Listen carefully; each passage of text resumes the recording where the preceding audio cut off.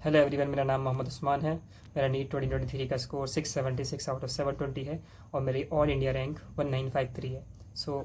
मैं आज आपको बताऊंगा कि ऐसी कौन सी मिस्टेक्स थी कि लास्ट ईयर मेरे केमिस्ट्री में मार्क्स 115 आए थे और इस साल मेरे केमिस्ट्री में मार्क्स 166 आए। तो मैंने ऐसी कौन सी गलती थी जो लास्ट ईयर की थी और इस साल नहीं की, जिसकी वजह से मेरे केमिस्ट्री के मार्क्स इंप्रूव कर गए। कई सारी गलतियाँ होती हैं जो हम करते हैं, हम उन्हें अवॉइड करनी चाहिए। तो उसमें से आपको मैं कुछ गलती बताऊँगा जो मैंने करी थी। तो सबसे पहले मैंने क्या करा था, हमें पता होता है कि हमारा कौन सा टॉपिक वीक है। कहीं ना कहीं हमें पता होता है कि हमारा कौन सा टॉपिक वीक है, कौन सा सब्जेक्ट हमें परेशान कर रहा है। जो वर्क कर लेते हैं उसके ऊपर वो कर गुजरते हैं, लेकिन जो वर्क नहीं करते, जो इग्नोर करते हैं, उनका सिलेक्शन उस साल के लिए रुक जाता है। फिर उनको बाद में करनी ही पड़ती है उसके ऊपर तैयारी। तो मैंने भी ऐसे ही करा। मैंने क्या करा, मुझे पता था मेरी केमिस्ट्री वीक है, मुझे पता था मुझसे फिजिकली क्वेश्चंस नहीं हो रहे, मुझे पता था कि मेरी इनऑर्गेनिक मुझे ठीक नहीं जा रही है, इनऑर्गेनिक में दिक्कत आ रही है। लेकिन मैंने क्या करा, मैंने उनको इग्नोर करा। इग्नोर करते हैं ना काफ़ी सारे बच्चे कि हो सकता है पेपर में ठीक हो जाए। मैंने भी वैसे ही करा कि पेपर में ठीक हो जाए, पेपर आसान आ जाए। तो मैंने चांस फैक्टर लिया, मतलब चांस फैक्टर होता है ना कि चांस पे बेस्ड कि हो सकता है पेपर ठीक हो जाए। तो मैंने भी वही करा।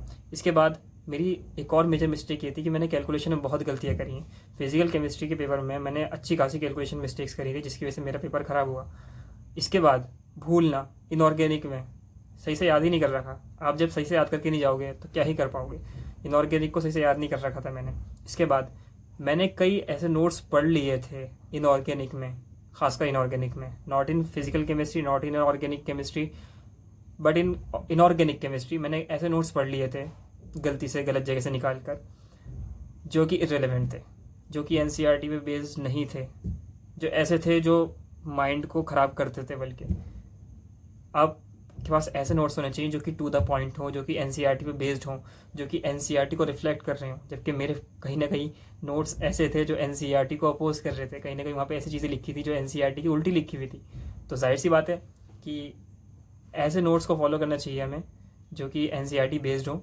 जाहिर सी बात है। तो एनसीईआरटी बेस्ड नोट्स को फॉलो करना चाहिए। अब हमें किसी टीचर पर ट्रस्ट भी करना चाहिए, ऐसी बात नहीं कि हम किसी टीचर पर इसलिए ट्रस्ट ना करें।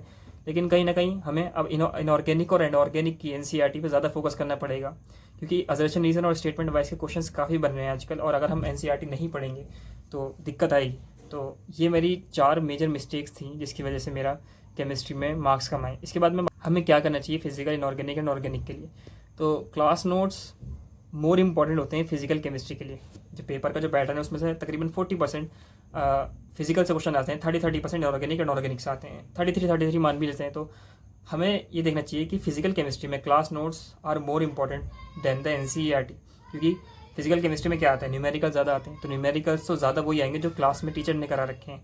ठीक है, उसको पता है क्लास के टीचर को कि क्या कराना, क्या नहीं कराना, कौन से क्वेश्चन पिछले आए हुए हैं और दोबारा कौन से रिपीट हो सकते हैं। तो इसमें टीचर का ज़्यादा रोल रहता है। जबकि इनऑर्गेनिक एंड ऑर्गेनिक में भी टीचर का बहुत रोल है। लेकिन अब जो अजर्शन रीजन और स्टेटमेंट्स वाइज जो ज़्यादा क्वेश्चन आ रहे हैं, उसके लिए हमें इनऑर्गेनिक की एनसीईआरटी और ऑर्गेनिक की एनसीईआरटी भी पढ़नी चाहिए। मैं ये नहीं कह रहा कि क्लास नोट्स नहीं करने या फिर टीचर से नहीं पढ़ना। इनऑर्गेनिक एंड ऑर्गेनिक की एनसीईआरटी भी आपको रीड करनी चाहिए, इससे आपको काफ़ी फ़ायदा होगा। इसके बाद ये कि शॉर्ट नोट्स का क्या करें। कई सारे बच्चे पूछते हैं केमिस्ट्री के शॉर्ट नोट्स बनाने हैं कि नहीं बनाने। तो शॉर्ट नोट्स आपको बनाने चाहिए, जाहिर सी बात है केमिस्ट्री के लिए। सबसे पहला सवाल आता है कब बनाएं।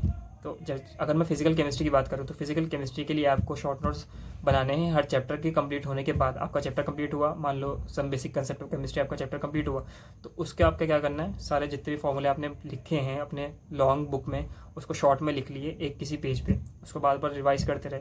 इसके बाद किस सब्जेक्ट के बनाएं, जाहिर सी बात है अगर मैं केमिस्ट्री की बात करूँ तो आपको इनऑर्गेनिक के शॉर्ट नोट्स वो बनाने हैं जो आप भूल रहे हो।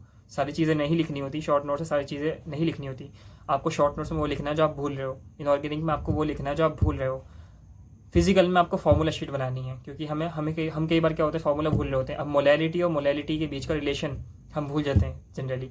तो आपको ऐसे फार्मूले लिखने हैं जो आप भूल रहे हैं, या फिर सारे भी लिख लोगे तो कोई प्रॉब्लम नहीं है। उसको एक बार रिवाइज कर लेंगे तो आपकी मेमोरी बन जाएगी, और बार बार रिवाइज करेंगे तो आपकी लॉन्ग टर्म मेमोरी बन जाएगी, जिससे आपके फार्मूला शीट आपकी ऐसी हो जाएगी कि आपको फार्मूले याद दिलाती रहेगी।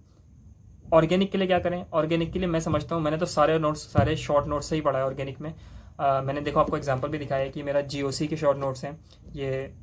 2 पेज में मैंने जीओसी पूरी ख़त्म करी थी, और इसमें सब कुछ लिख लिया था मैंने, जितने भी रूल्स वगैरह थे, जितने भी इंडक्टिव इफेक्ट और मेटा इफेक्ट, एम इफेक्ट जो थे, मैंने सारे लिख लिए थे इसमें। 2 पेज में मैंने ऑर्गेनिक केमिस्ट्री का जीओसी ख़त्म कर दिया था। इसी तरीके से मैंने हर चैप्टर के शॉर्ट नोट्स बना लिए थे।